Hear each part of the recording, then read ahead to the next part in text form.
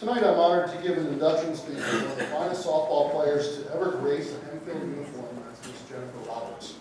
I remember meeting Jen back when she was in middle school, when she come to the clinics that Coach Fosnock used to run over at the Hempfield Rec. She would be with her dad, and she'd be over there throwing balls and bouncing off the walls and that kind of stuff. But when she would always come in, she always came in with a great attitude and a smile on her face.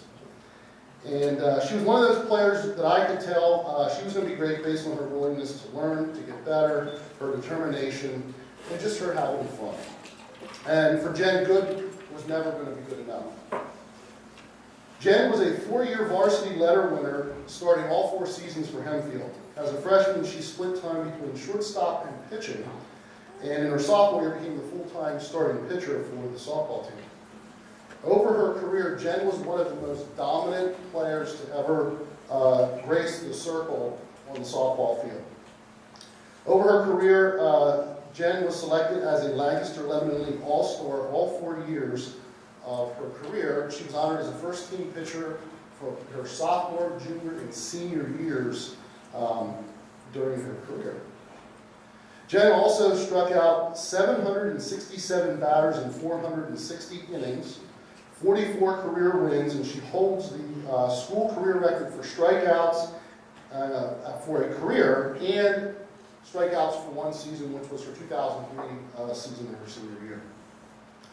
Jen went on to play softball at Lebanon Valley College and was named the first-team all-conference pitcher over her 4 years. In 2006, Jen was named the NFCA All-East Region second-team pitcher, leading her team also in home runs and slugging percentage. If you don't know what the NFCA is, that's the National Federation of Coaches Association for softball, and that's a dubious honor to be honored in that way. In her senior year, which was 2007, Jen was named team MVP. She broke Lebanon Valley College's record for career strikeouts with 462.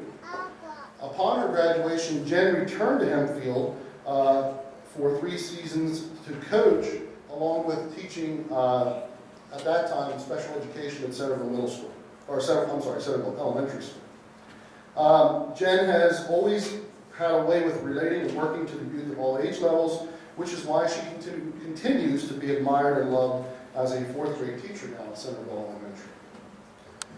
Elementary. Former head coach Jeff Fosnock. Jeff could not be here tonight because of another commitment, but he gave me a quote about Jen.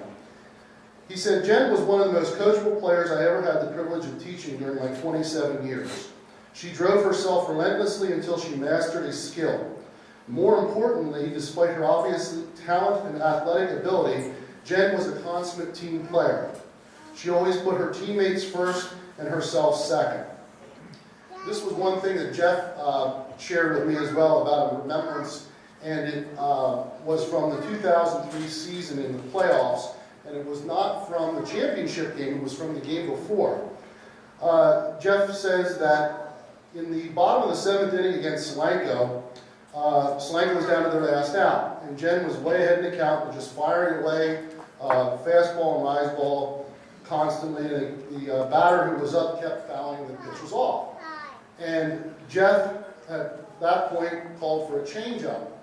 And he said that Jen really wanted to emphatically put Solanco away with some heat, but she didn't shake the sign off. She could have, but she didn't. And she threw one of the most perfect changeups of her career and struck that batter out. And then followed up the next game against Warwick with a no-hitter. And on to a championship, which was just wonderful. Another thing I remember of Jen was actually from her junior year. She went toe-to-toe with Steph Van Brackle, who went on to play at Alabama, a Division I school. She also, I believe, is still playing some semi-professional softball. We lost that game 1-0, but Jen matched her almost pitch for pitch. There was only really one time in that game that we lost the game on, was one pitch, and Steph hit one of Jen's best pitches. That's what the difference between a Division I athlete and everybody else. I mean, she carried that team. But Jen wasn't deterred. She went up there. I think you smacked a triple then the next inning just to show her I can do this too. So I do remember that, and that was one of the, I think, one of the turning points in Jen's career to really make her senior year something special. One of my umpire colleagues, I now umpire, I'm no longer coaching here, we always talk about, you know, they talk about the old days and all the different kids that they umpired over the year. And Jen's name regularly comes up.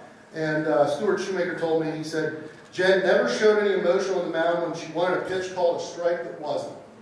He said she just turned and would throw it harder. Okay, and it was a strike, and it was normally a lot harder, and he said, I always felt bad for those batters. Jen was a model student athlete. Jen would not have been the person today she is without the support of her family, coaches, and former teammates. All of her hard work and dominance on the field has led to this evening, in which she is now being inducted into the Hempfield Sports Hall of Fame. It is my pleasure to introduce to you the first softball inductee, and most likely the best softball player to ever put on a Hempfield uniform, Miss Jennifer Roberts Martzall.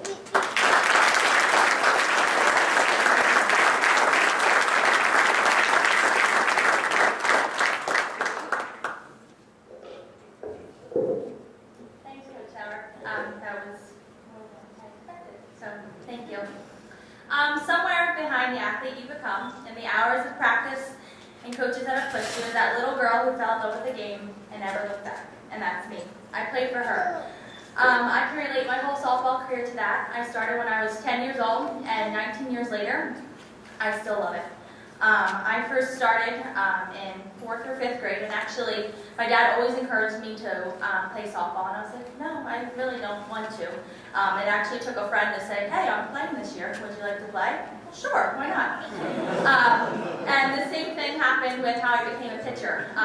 My coach, I would play for the East P Ponies, and Jack Blevins, I practiced one day, he was like, so who wants to be a pitcher? Well, sure, I'll give it a try. And immediately I fell in love with it. I went to the Sunday clinics with Coach Fosnut every year, every Sunday during the winter, and each week